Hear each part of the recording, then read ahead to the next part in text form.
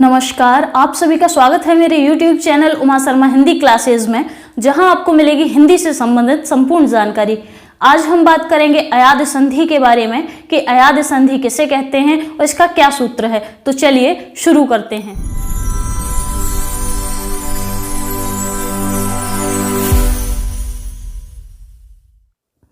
तो आज हम बात करेंगे अयाद संधि के बारे में कि अयाद संधि किसे कहते हैं, इसका क्या सूत्र है और इसकी संधि किस प्रकार करी जाती है और इसका संधि विच्छेद कैसे किया जाता है। तो देखते हैं, यहाँ पर दिया है, इसका सूत्र दिया है। अयाद संधि में हम 4 स्वरों का प्रयोग करते हैं। उसमें से जो पहला स्वर है यहाँ पर दिया हुआ है छोटी ए। तो छोटी ए का मेल जब किसी भी स्वर के साथ होता है तो वहां पर अय बनता है। तो जो रूप परिवर्तित होता है वो छोटी ए का होता है और स्वर, जो कोई भी स्वर दिया जाता है उस स्वर की वहां मात्रा लग जाती है। अब देखते हैं दूसरा कि जब बड़ी ए का मेल किसी भी स्वर के साथ होता है तो वहां आय बनता है। तो यहाँ पर भी वही है कि रूप जो बदलता है, यहाँ पर बड़ी ए का रूप बदलता है और बड़ी ए यहाँ पर आय बन जाती है किसी भी स्वर के मिलने पर। अब देखते हैं तीसरा कि जब छोटे ओ का मेल किसी भी स्वर के साथ होता है तो वहां पर अब बनता है। अब चौथा देखते हैं, तो दिया है कि जब बड़े ओ का मेल किसी भी स्वर के साथ होता है तो वहां पर आव बनता है। अब यहाँ पर याद रखने वाली बात यह है कि जब छोटी ए हो या फिर बड़ी ए हो, तो यहाँ पर केवल मात्राओं को हमें याद रखना है कि जब छोटी ए के साथ कोई स्वर मिलेगा तो वहां अय बनेगा और जब बड़ी ए के साथ कोई स्वर मिलेगा तो वहां आय बनेगा। तो यहाँ केवल इतना ही परिवर्तन है कि यहाँ छोटी ए है इसलिए यहाँ छोटा अ है और यहाँ बड़ी ए है इसलिए यहाँ पर बड़ा आ है। उसी प्रकार ओ में दिया हुआ है कि जब ओ के साथ कोई भी स्वर मिलेगा तो वहां अव बनेगा और बड़े ओ के साथ कोई भी स्वर मिलेगा तो वहां आव बनेगा। अब हम इसे उदाहरण के माध्यम से और अच्छे तरीके से समझेंगे। तो दिया हुआ है उदाहरण, देख लेते हैं। तो उदाहरण हमारे पास है से, धन, अन। यहाँ हमारे पास दिया हुआ है। अब देखते हैं कि प्रथम शब्द के जो अंतिम वर्ण है उसमें यहाँ हमें मिलती है छोटी ए की मात्रा, यानी यहाँ पर छोटे ए का स्वर है। और आगे देखते हैं तो यहाँ पर हमें छोटा अ मिलता है, छोटे अ का स्वर है।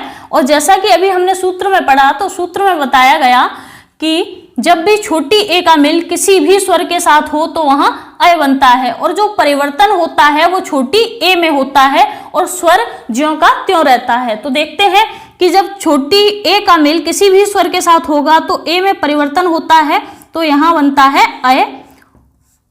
और उसके बाद जो द्वितीय शब्द दिया है या कोई भी स्वर दिया है उसमें परिवर्तन नहीं होगा, केवल स्वर की मात्रा वहां लगेगी। तो यहां हमारे पास बचता है अन।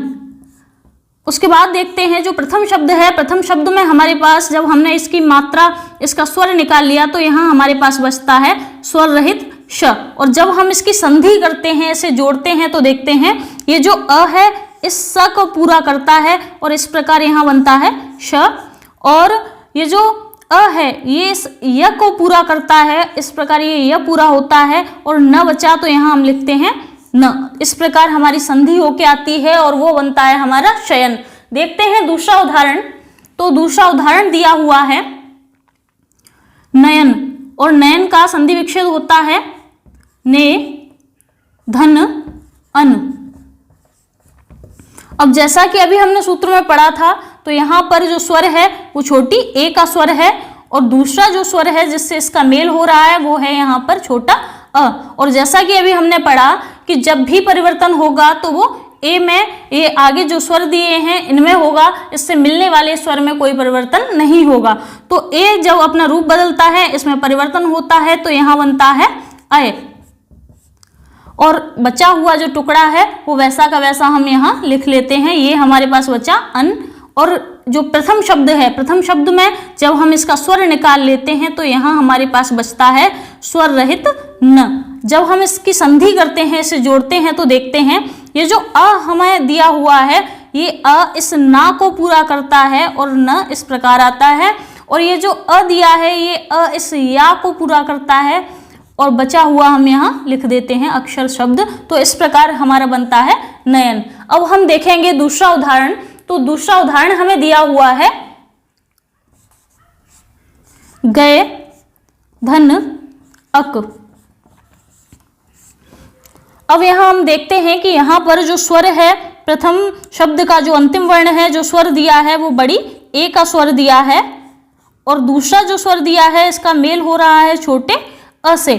और जैसा कि अभी हमने सूत्र में पढ़ा कि जब बड़ी ए का मेल किसी भी स्वर के साथ होगा तो वहां आय बनेगा, और जो रूप परिवर्तित होगा वो ए का होगा, स्वर की मात्रा लगेगी, स्वर में कोई परिवर्तन नहीं होगा। तो यहाँ ये जो ए है ये इसका रूप बदलता है, परिवर्तित होता है, तो यहाँ आता है आय, और बचा हुआ जो टुकड़ा है उसे हम वैसा का वैसा यहाँ उतार लेते हैं। और प्रथम शब्द देखते हैं, तो प्रथम शब्द में हमारे पास यहाँ बचता है, हमने इसमें से स्वर निकाल लिया, स्वर निकालने के बाद हमारे पास बचता है ग, जो कि स्वर रहित है। अब हम इसकी संधि करते हैं, इसे जोड़ते हैं, तो बनता है हमारा ये जो आ यहाँ दिया है इस गा को पूरा करेगा, और इस प्रकार यहाँ बनेगा गा। और ये जो अ दिया है ये अ इस या को पूरा करेगा, इस प्रकार यहाँ आएगा य, और बचा हुआ है हमारे पास क, तो यहाँ लिखते हैं इसे, और इस प्रकार हमारी संधि बनती है गायक। देखते हैं अगला उदाहरण। तो अगला उदाहरण हमें दिया हुआ है भो धन अन, ये उदाहरण हमें दिया है। अब हम देखते हैं कि भा पर प्रथम शब्द में अंतिम वर्ण क्या है, ये भो आ रहा है, यानी यहाँ पर छोटे ओ का स्वर है। छोटे ओ का जब मेल किसी भी स्वर के साथ हो, यहाँ पर छोटा अ है, और जैसा कि सूत्र में पढ़ा था कि छोटे ओ का मेल किसी भी स्वर के साथ हो तो वहां अव बनता है, और जो रूप परिवर्तित होता है, जो परिवर्तन आता है वो ओ में आता है, छोटे ओ में आएगा। तो ओ का जब रूप परिवर्तित होता है तो यहाँ हमारे पास बनता है अव, और बाद बाकी का बचा हुआ हम ज्यों का त्यों यहाँ लिख लेते हैं, जो हमारे पास बचा है अन। और आगे का जो शब्द है, यहाँ हमारे पास बचा, हमने इसमें से स्वर निकाल लिया, तो हमारे पास यहाँ बचता है स्वर रहित भ। अब हम इसकी संधि करेंगे, तो ये जो अ है ये इस भ को पूरा करेगा, तो इस प्रकार यहाँ आता है भ, और ये अ इस ब को पूरा करेगा तो व, और बचा हुआ न, तो यहाँ इस प्रकार आ जाता है भवन। तो इस प्रकार हमने अयाद संधि के उदाहरण के बारे में जाना। अब देखते हैं इसके कुछ और उदाहरण। तो दिया हुआ है प धन इत्र, और जैसा कि अभी हमने सूत्र में पढ़ा था कि छोटे ओ का मेल किसी भी स्वर के साथ होगा तो वहां अव बनेगा, और जो परिवर्तन होगा वो ओ में होगा, इससे मिलने वाले स्वर में कोई परिवर्तन नहीं होगा, उसकी मात्रा लग जाएगी। तो यहाँ हम देखते हैं कि यहाँ हमें दिया हुआ है, यहाँ जो मात्रा है वो छोटे ओ की है, और यहाँ हमें दिया हुआ है ई। अब हम देखते हैं कि जब ओ का रूप परिवर्तित होता है, इसमें परिवर्तन होता है, तो बनता है अव। इसके बाद जो हमारे पास बचा हुआ है उसे हम लिखते हैं, ई हमने पहले स्वर के रूप में निकाली, फिर उसके बाद हमारे पास बचता है त्र, और यहाँ बचता है हमारे पास प्रथम शब्द में बचता है हमारे पास प, जो कि स्वर रहित है, क्योंकि स्वर हमने यहाँ निकाल लिया। अब देखते हैं जब इसकी संधि करते हैं तो हमारे पास आता है ये जो अ है इस प को पूरा करेगा, तो इस प्रकार ये प पूरा हो जाएगा, और ये जो ई है इस व को पूरा करेगी, व पर छोटी ई की मात्रा आएगी, तो ये हो गया प वे, और बचा हमारे पास त्र, तो इस प्रकार हमारा बनता है पवित्र। अब हम देखेंगे अगली संधि।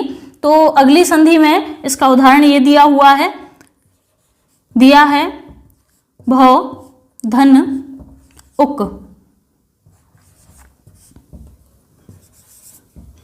तो यहाँ हम देखते हैं कि यहाँ हमें दिया हुआ है बड़ा ओ, और यहाँ हमें दिया हुआ है उ, और जैसा कि सूत्र में दिया था, अभी हमने पढ़ा भी था कि जो परिवर्तन होगा वो बड़े ओ में होगा, आगे वाले स्वर में होगा। तो बड़ा ओ जब इसमें परिवर्तन होता है तो यहाँ हमारे पास बनता है आव, और बाकी बचा हुआ जो दूसरा शब्द है उसे हम ज्यों का त्यों लिख लेते हैं। ये ऊ इसमें से निकाला था, तो यहाँ हमारे पास का बचता है, उसका को भी यहाँ लिख लेते हैं। और आगे वाले शब्द में हमारे पास जब हमने इसमें से स्वर निकाल लिया तो हमारे पास यहाँ बचता है भ, जो कि स्वर रहित है। अब इसकी संधि करेंगे तो संधि हमारी होती है, ये जो अ है ये इस भ को पूरा करेगा, तो लिख लेते हैं यहाँ भ, और ये जो ऊ है इस व को पूरा करेगा, तो वा पर छोटे ऊ की मात्रा आएगी, और क जो बचा है उसे लिख लेते हैं। इस प्रकार यहाँ बनता है भावुक। अब देखेंगे इसका अगला उदाहरण। तो अगला उदाहरण यहाँ दिया हुआ है, दिया है श्रो धन अन। ये उदाहरण हमें दिया है। इससे पहले हम एक बात जान लेते हैं कि जब भी किसी पद में, जब भी कोई संधि दी है उसके प्रथम पद में यदि हमें कहीं र मिलता है, तो वहां अगर किसी भी पद में र मिलता है तो वहां अगर न आता है तो न की जगह ण हो जाता है। अब हम उदाहरण के माध्यम से इसे समझेंगे। तो उदाहरण में जैसे यहाँ दिया हुआ है श्रो दिया हुआ है, तो यहाँ बड़े ओ का स्वर है, बड़े ओ का स्वर है यहाँ, और यहाँ हमारे पास है छोटा अ। और जैसा कि सूत्र में अभी हमने पढ़ा कि बड़े ओ का जो मेल है किसी भी स्वर के साथ हो तो वहां आव बनता है।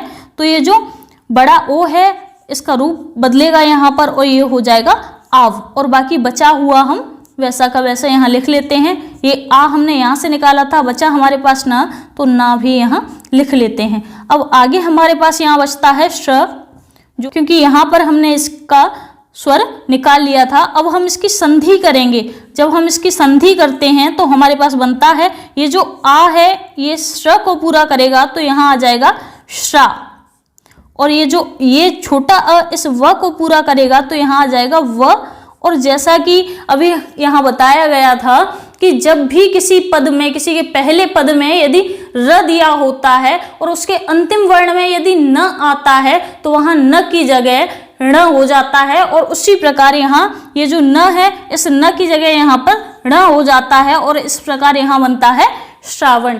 तो इस प्रकार हमने अयाद्य संधि के बारे में जाना। और यहाँ पर इसे अयाद्य संधि को यदि कोई उदाहरण हमें दिया हुआ है, यदि कोई परीक्षा हम दे रहे हैं और परीक्षा में अयाद्य संधि की पहचान कैसे करें, तो इसका एक बहुत अच्छा तरीका है इसकी पहचान करने का। तो देखते हैं कि जितने भी उदाहरण हमें यहाँ दिए हुए हैं उन सब उदाहरण में यहाँ हमें यह मिलता है। किसी भी शब्द में यदि हमें बीच में यह मिलता है, इसमें भी नायक में यह है, गायक में यह है, और यह और व, भवन में वह है, पवित्र में भी वह है, पावन में वह है, और नाविक में वह है, भावुक में वह है, और श्रावण में वह है। तो इसे याद रखने की बहुत अच्छी ट्रिक या फिर बहुत अच्छा तरीका कह सकते हैं कि कोई भी संधि हमें दी है, यदि उसके बीच में हमें कहीं पर पूरा य या फिर पूरा व यदि हमें कहीं मिलता है तो वहां अयाद्य संधि होगी। अयाद्य संधि को समझने का बहुत अच्छा तरीका है परीक्षाओं के लिए, और बाकी हम इसे इसकी व्याख्या के अनुसार इसकी संधि करके अच्छे से समझ सकते हैं। तो आज हमने अयाद्य संधि के बारे में जाना, और अगर आपको ये वीडियो पसंद आई हो तो लाइक, शेयर, कमेंट और सब्सक्राइब जरूर करें। सब्सक्राइब करने के साथ बेल आइकन पर भी क्लिक करें। अगर आप बेल आइकन पर क्लिक नहीं करते हैं तो आपको आने वाली नई वीडियो का नोटिफिकेशन नहीं मिलेगा, इसलिए बेल आइकन पर जरूर क्लिक करें। जय हिंद, जय भारत।